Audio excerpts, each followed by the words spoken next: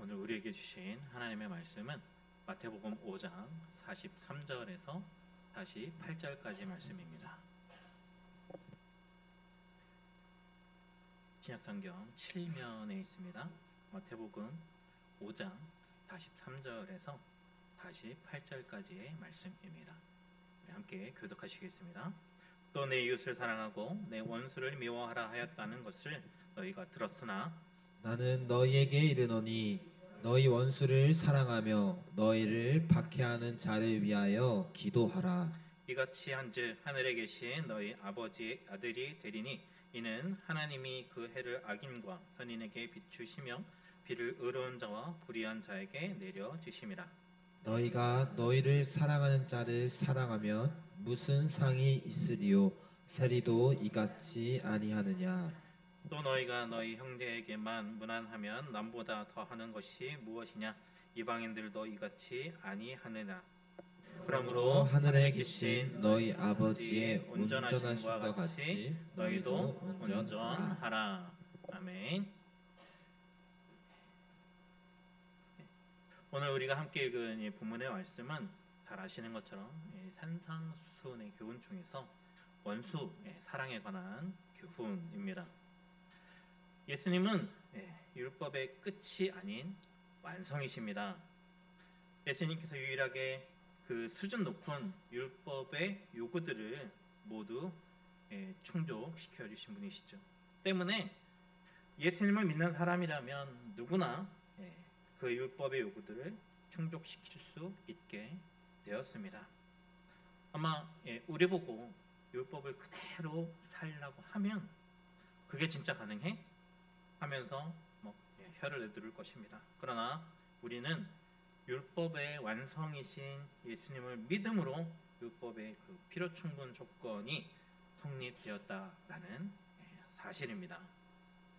율법은 지키는 사람에게 축복이 됩니다. 그 믿음의 조상 대대로 그래 왔으니까 그래 한번 너희들도 당해봐라 그러면서 힘들게 하려고 지키게 하는 것이 아니라 생명이 되기 때문에 지키라는 것이죠. 살면서 분노라든지 간음이라든지 맹세라든지 복수라든지 사랑 이 5가지의 문제로 씨름하지 않는 사람은 없습니다. 한 가지씩은 누구나 다 해당이 되는 것이죠.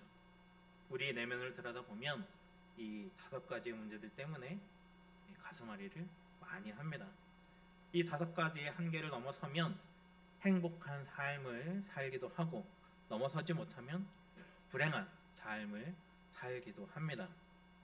원수를 사랑하라는 것은 우리 모두가 넘어야 할 마지막 관문입니다.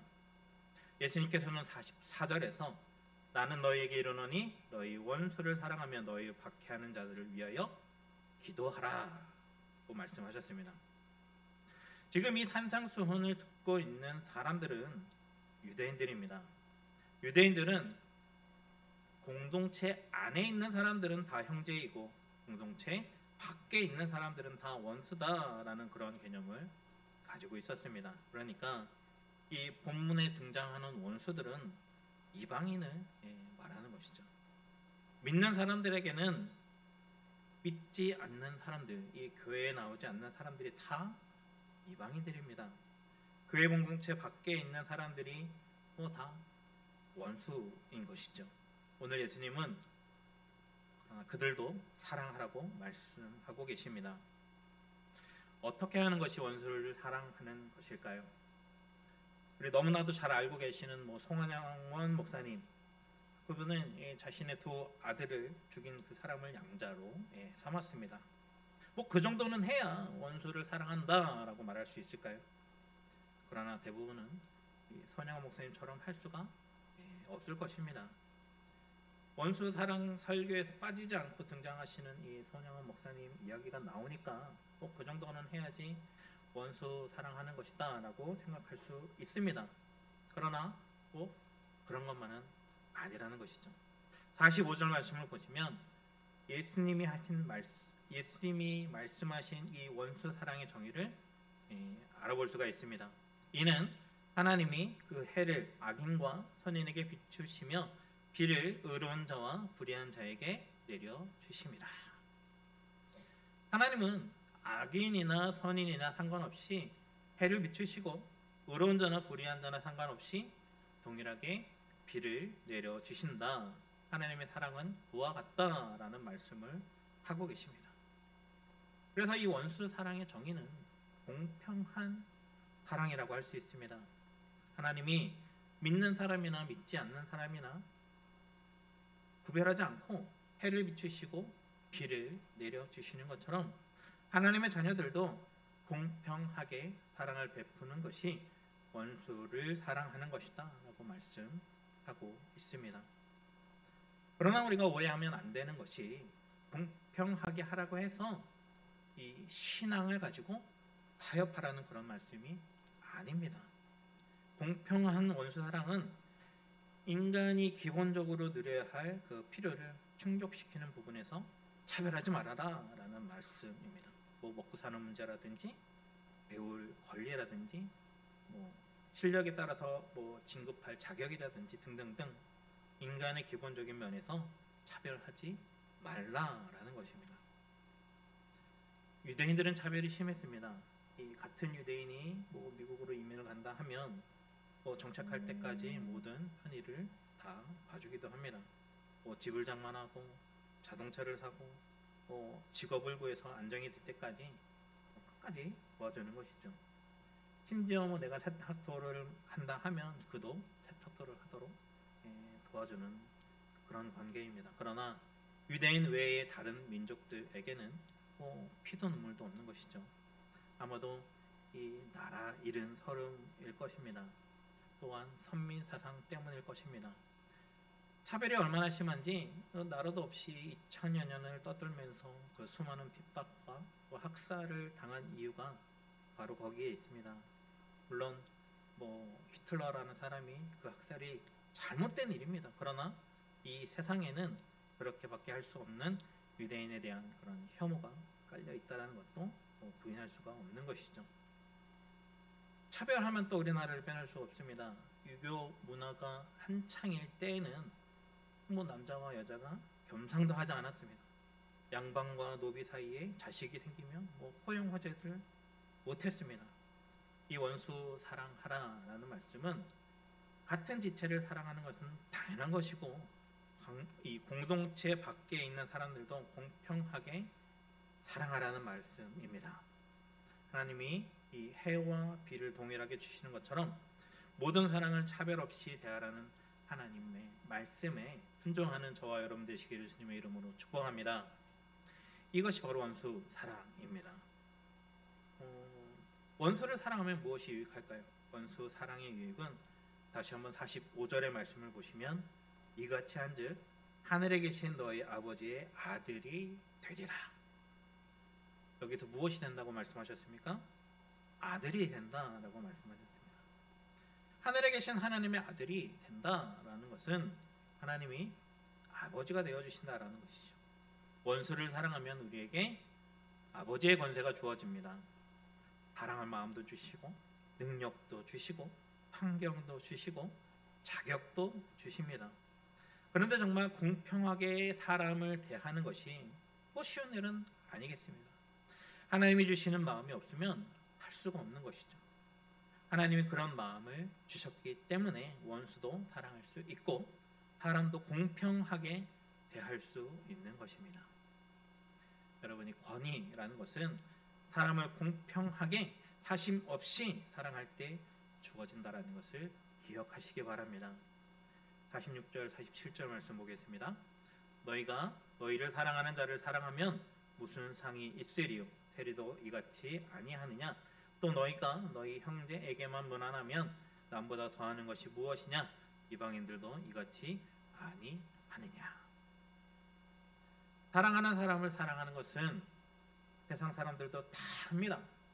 형제에게만 무난하는 것도 다 합니다. 이 무난한다라는 것은 잘 해준다라는 뜻이죠. 누구나 다 하면 뭐 아무런 차별성이 없습니다. 예수님을 믿는 사람들이 하나님의 자녀로서 이 권위와 존경을 받을 때에는 다른 사람들이 하지 못하는 것을 할 때입니다. 원수 사랑에 대해서 이 손영원 목사님의 이야기가 빠지지 않는 것처럼 이 권위, 공평에 대해서 유한영의 유일한 박사님 이야기도 빠지지 않고 나옵니다. 이분의 일대기를 여기서 지금 다 이야기를 할 수는 없지만 이분은 이 회사를 자식들, 친척들에게 물려주기보다 전 직원들에게 주식을 나눠주고 전문 경영인을 세우고 평사원이 사장이 되고 타계하실 때에는 이 재산을 사회에 환원도 하셨습니다. 이분이 존경받는 이유가 무엇이냐면 모든 사람을 공평하게 대하고 타심 없이 사랑하라는 예수님의 말씀을 실천했기 때문입니다. IMF가 터지고 경제가 어려워도 회사가 안 될 수가 없었습니다. 이처럼 예수님이 말씀하신 대로 공평한 사랑을 실천하면 사람과 공동체에 주어지는 축복이 있는 것입니다. 사랑하는 성도 여러분, 사람을 공평하게 사랑하면 특별한 은혜가 주어진다는 사실을 기억하시기 바랍니다. 바로 하나님의 아들이 되는 권세입니다. 세상이 부러워하고 세상 부러울 것 없는 그런 영적 권세이죠. 그러면 이 존경과 신뢰를 받고 선한 영향력이 생깁니다. 바로 여러분이 이 존경과 신뢰를 받는 주인공이 되시기를 축복합니다. 존경과 신뢰를 받아서 사람을 살리고 소망을 주고 잘되게 하는 복의 근원이 되시기를 축복합니다. 이것이 바로 하나님의 아들이 된다라는 뜻입니다. 이 원수 사랑은 또 예수님을 믿음으로 가능합니다. 어떻게 하면 이 모든 사람들을 공평하게 사랑할 수 있을까요? 사람의 힘으로는 할 수가 없습니다. 원수를 사랑하는 것이 하나님의 자녀가 되는 특권임에도 불구하고 아무나 그 특권을 누리는 것은 아닙니다. 사람은 감정대로 행하기 쉽죠. 저 멀리서 마음에 들지 않은 사람이 걸어오면 자신도 모르게 눈을 돌리거나 다른 길로 뺑 돌아가 버립니다. 그러지 말아야지 라는 생각이 들기도 전에 본능적으로 그렇게 행동을 하고 있는 것이죠. 아주 순식간에 일어나는 일이라 생각할 겨를도 없습니다. 이런 이유로 사람들은 원수를 쉽게 사랑할 수가 없습니다. 이성적으로 판단하기 전에 마음이 먼저 그 호불호를 결정하고 행동을 지시해버립니다. 어떤 사람은 더 자주 만나고 어떤 사람들은 덜 만나고 하는 것을 이 마음이 결정한다는 것이죠. 마음이 지시하는 대로 하기 때문에 이 공평할 수가 없는 것입니다. 그러나 여러분, 예수님은 감정대로 행동하신 적이 없으십니다. 그 발 디딜 틈도 없이 수많은 사람들이 몰려가도 그 오는 사람들을 다 마다하지 않으시고 피하지도 않으셨습니다. 그 한밤중에 니고데모가 찾아왔을 때에도 아주 긴 시간을 만나 주셨습니다. 육신이 피곤하다 해서 돌려보내지도 않으셨습니다. 회당장이 기다려도 혈루증 여인의 말을 다 들어주셨습니다. 심지어 이 바리새인들조차도 적극적으로 만나셨습니다. 반대한다고 의도적으로 회피하지 않았다라는 것입니다. 죄인들을 만나는 것도 꺼려하지 않으셨습니다. 이방인도 만나고 실속 없고 이익되지 않는다고 해서 피한 일이 없으셨습니다. 예수님은 모든 사람들을 하나님의 마음으로 대하셨습니다. 공정하고 공평하게 만나셨습니다. 예수님이 원수를 사랑하셨다라는 것은 그런 의미입니다. 그래서 예수님은 만왕의 왕이 되셨고 만유의 주가 되셨습니다. 예수님은 어떤 특정한 사람들의 구원자가 아니십니다. 인류 모두의 구원자인 것이죠. 그것을 받아들이냐 마느냐는 그 사람의 믿음의 문제입니다. 그 원수까지도 사랑하셨기 때문에 인류의 구원자가 되셨습니다. 예수님은 그 핍박자 바울도 만나 주셨습니다. 예수님을 싫어했고 예수 믿는 사람들을 앞장서서 다 잡아 죽였습니다. 예수님의 원수였죠. 그래도 예수님은 바울을 찾아오셨습니다. 구원의 은혜를 베풀어 주셨고 사랑으로 안아 주셨습니다. 이것이 과연 바울에게만 해당하는 얘기일까요? 그렇지 않습니다. 예수님은 공평하신 분이십니다. 바울에게 베푼 그 사랑과 은혜로 지금 우리를 찾아오셨습니다. 원죄를 가지고 예수님의 원수가 된 우리도 차별 없이 공평하게 대해 주셨습니다. 바울이 입었던 그 구원의 은혜를 동일하게 입혀 주셨습니다. 이 구원의 은혜, 이 구원의 감격을 생각하면 당연히 원수도 사랑할 수 있는 것이다. 예수님을 믿는 사람은 감정대로 행하지 않습니다. 바로 주인이신 예수님을 따라 행합니다. 그렇기 때문에 예수님을 믿으면 원수도 사랑할 수 있습니다. 원수 사랑의 열쇠는 예수님에게 있다라는 것입니다.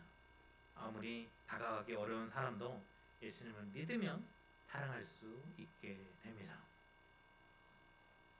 원수를 사랑하고 계십니까?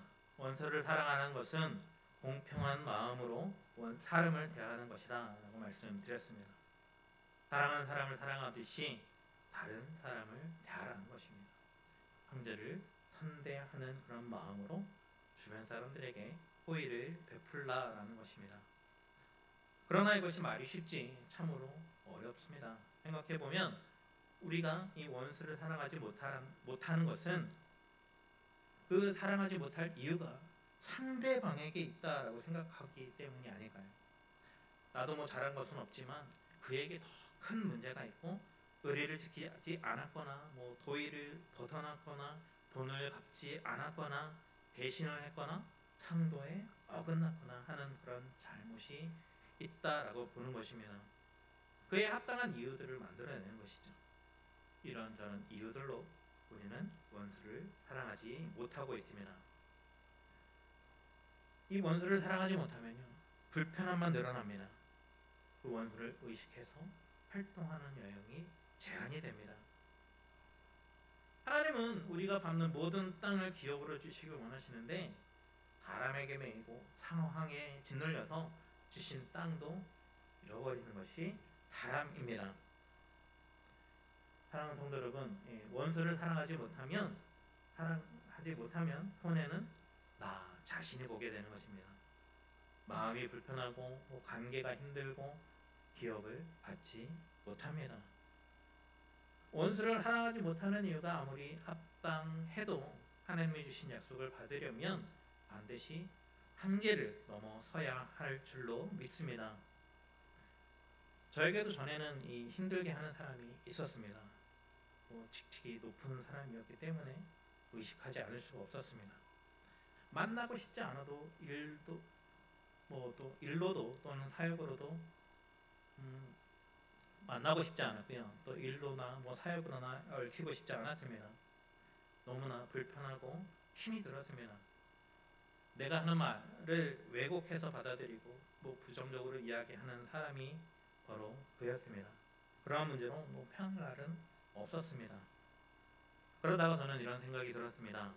내 미래는 예수님의 손에 달려 있는데, 예수님이 나의 주인이신데, 예수님이 계시면 두려울 것이 없는데, 나의 주인은 예수님이고 내 인생은 그분의 손에 달려 있는데 하면서 예수님을 묵상해 보게 되었습니다. 놀랍게도 그 마음에 그 뒤덮여 있던 그런 어둠들은 다 사라져 버렸습니다. 예수님을 묵상했기 때문에 마음을 짓누르고 있던 그런 사람에 대한 두려움, 장래에 대한 불안, 그런 것들이 순식간에 사라지는 것을 경험하게 되었습니다. 그래서 저는 알게 되었습니다. 예수님이 빛이라는 것을 알게 되었습니다. 빛이신 예수님이 거하시면 어두움은 사라진다라는 것을 알게 되었습니다. 지속적으로 예수님을 묵상하니까 사람에 대한 불편함이 조금씩 사라졌습니다. 시간이 갈수록 길게 얘기해도 괜찮았습니다. 마음이 편해지니까 표정도 더 한층 자연스러워졌습니다. 그렇게 사람에 대한 한계를 넘어섰습니다. 이러한 경험을 통해서 예수님께서 어떻게 역사하시고 어떻게 사람들을 변화시키고 어떻게 영적으로 성장시키는지를 저는 알게 되었습니다. 그것이 위로가 되고 또한 축복이 되었습니다. 예수님이 하시면 가능하다라는 그런 믿음 또한 생겼습니다. 저 또한 그랬고요. 여러분 또한 누군가가 마음에 들지 않는 사람이 있을 수도 있을 것입니다. 한 동네에서 오랜 동안 살면 관계가 어려워지기도 하죠. 그러나 그 사람을 넘어서야 보게 된다는 사실을 믿으시기 바랍니다.